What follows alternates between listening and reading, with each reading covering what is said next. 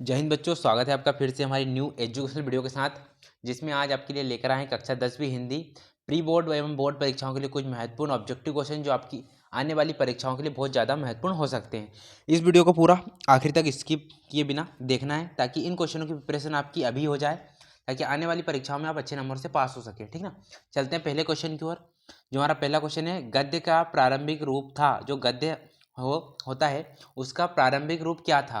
तो जो गद्य का प्रारंभिक रूप था वो बोलचाल का रूप था। राइट आंसर आपका ख नंबर का हो जाएगा। अगला क्वेश्चन है, गद्य की विधा नहीं है। गद्य की विधा नहीं है, गद्य की विधा को क्या नहीं है? तो इसमें ऑप्शन आपको चार हैं, महाकाव्य, कहानी, नाटक या एकांकी। तो इसका जो राइट आंसर हो जाएगा आपका महाकाव्य हो जाएगा क नंबर का। अगला क्वेश्चन है, उपन्यास सम्राट है, तो उपन्यास सम्राट कौन है? तो इसमें से आपको ऑलरेडी हमने पिछली वीडियो में भी बता चुके हैं इसका राइट आंसर, एंड दोबारा से ये क्वेश्चन वापस आया है तो इस क्वेश्चन का राइट आंसर आपको बता देते हैं। इसका राइट आंसर है, प्रेमचंद्र को उपन्यास का सम्राट माना गया। राइट आंसर आपका ख नंबर का हो जाएगा, प्रेमचंद। अगला क्वेश्चन है, गद्य, यदि गद्य कवियों की कसौटी है तो निबंध गद्य की कसौटी है, यह कथन किसने कहा था? तो यह कथन किसने कहा था? आचार्य राम शुक्ल जी ने। राइट आंसर हो जाएगा आपका। अगला क्वेश्चन है इसके बाद, आधुनिक काल में गद्य का अभिवार्व सबसे प्रधान साहित्यिक घटना है, उक्त कथन किसका है? यह कथन किसका है? ठीक ना, तो इसका जो राइट आंसर आपका हो जाएगा, राइट आंसर है रामचंद्र जी शुक्ल का है ये। तो राइट आंसर आपको हो जाएगा रामचंद्र शुक्ल का नंबर का राइट आंसर है। अगला क्वेश्चन है, नेताजी का चश्मा कहानी का मूल भाव क्या है? जो नेताजी का चश्मा कहानी है उसका मूल भाव क्या है? वो है देश की भक्ति की भावना। तो राइट आंसर आपका हो जाएगा घ नंबर का राइट आंसर है। अगला क्वेश्चन है, नेताजी की मूर्ति थी, नेताजी की मूर्ति किससे बनी हुई थी? संगमरमर के पत्थरों से, काले पत्थरों से, मिट्टी से या मोम से? तो राइट आंसर आपका हो जाएगा संगमरमर के पत्थरों से। ठीक ना, चलते हैं इसके बाद आपके अगले क्वेश्चन की ओर जो बहुत ज़्यादा महत्वपूर्ण है।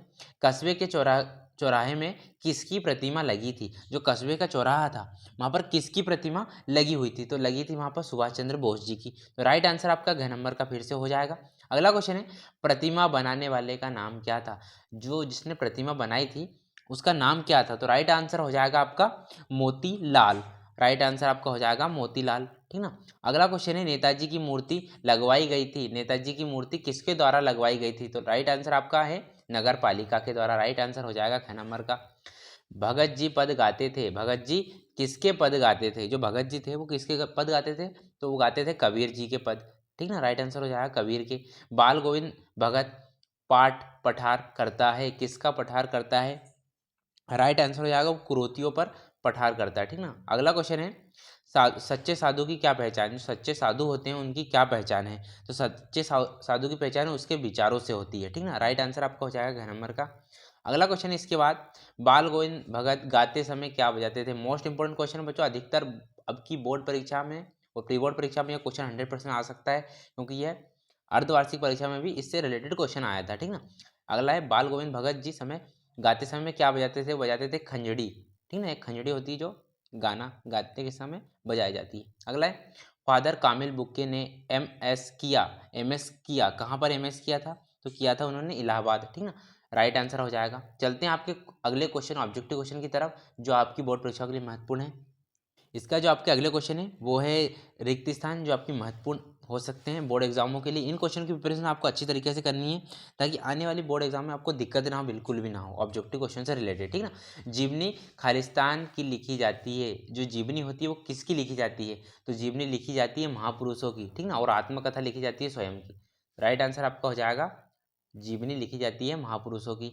इसमें राइट आंसर आपका महापुरुष हो जाएगा।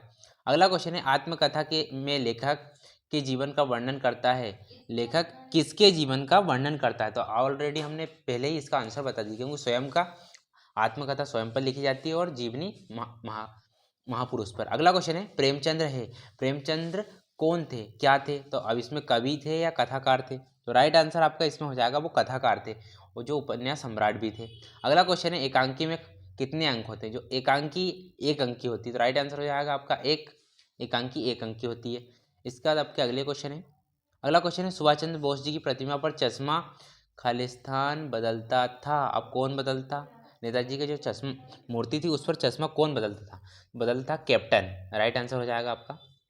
अगला क्वेश्चन है, कस्बे के मुख्य चौराहे पर नेताजी की सुभाष चंद्र की बोस की मूर्ति खालिस्तान लगवा दी, क्या लगवा दी थी? तो यहाँ पे प्रतिमा लगवा दी थी। राइट आंसर आपका हो जाएगा। ऑब्जेक्टिव क्वेश्चन में भी ये क्वेश्चन पूछे जाते हैं, इसलिए हमने इससे रिलेटेड क्वेश्चन पूरे निकाल कर आए हैं ताकि एक बार में आपकी प्रिपरेशन कंप्लीट हो जाए, ठीक ना। नेताजी की मूर्ति खालिस्तान कपड़ों में थी, कौन से कपड़ों में थी नेताजी की मूर्ति? तो वो थी फौजी कपड़ों में, ठीक ना। राइट आंसर आपका फौजी हो जाएगा। अगला क्वेश्चन है, कस्बे से गुजरते समय खालिस्तान पान खाते थे, कौन पान खाते थे?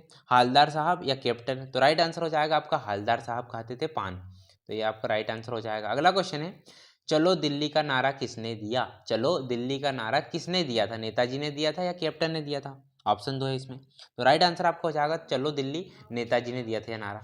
अगला क्वेश्चन है, बाल गोविंद भगत खालिस्तान कद के गोरे चिट्टे आदमी थे, कौन से कद के गोरे चिट्टे आदमी थे? राइट यहाँ पे खालिस्तान दिया है तो कौन से थे? वो थे मंझोले, ठीक है मंझोले। अगला क्वेश्चन है, बाल गोविंद भगत में खालिस्तान का चरमो उत्कर्ष देखा जा सकता है, किसका? तो इसमें देखा जाता है प्रेम साधना का। राइट आंसर हो जाएगा आपका प्रेम साधना। अगला क्वेश्चन है आपका, बाल गोविंद भगत जी की मौत उन्हीं के खालिस्तान हुई, उन्हीं के खालिस्तान हुई, क्या हुई? उन्हीं के अनुरूप हुई थी बाल गोविंद जी भगत जी की मृत्यु। राइट आंसर हो जाएगा आपका अनुरूप। अगला आषाढ़ की रिमझिम है, समचा गांव में खालिस्तान उतर पड़ा, क्या उतर पड़ा? तो समचा गांव में खेतों में उतर पड़ा था, ठीक ना। ये आपके कुछ थे महत्वपूर्ण ऑब्जेक्टिव क्वेश्चन जो आपकी बोर्ड एग्जाम में 100% पूछे जा सकते हैं। इन क्वेश्चन की प्रिपरेशन आप अच्छी तरीके से कर लीजिए, और अगर चाहे तो आप स्क्रीनशॉट भी ले सकते हैं इन क्वेश्चनों का, और आप इनको नोट कर लीजिए बुक में, ताकि आपको एक जगह कंप्लीट क्वेश्चन मिल सके, ठीक ना। इसी मिलते हैं इस तरह की इंपॉर्टेंट वीडियो के साथ, तब तक के लिए जय हिंद जय भारत। चैनल पे ना, चैनल को सब्सक्राइब कर लीजिए, बेल आइकन को ऑल पे सेट कर लीजिए ताकि आने वाली इंपॉर्टेंट वीडियो आपसे मिस ना हो। जय हिंद जय भारत।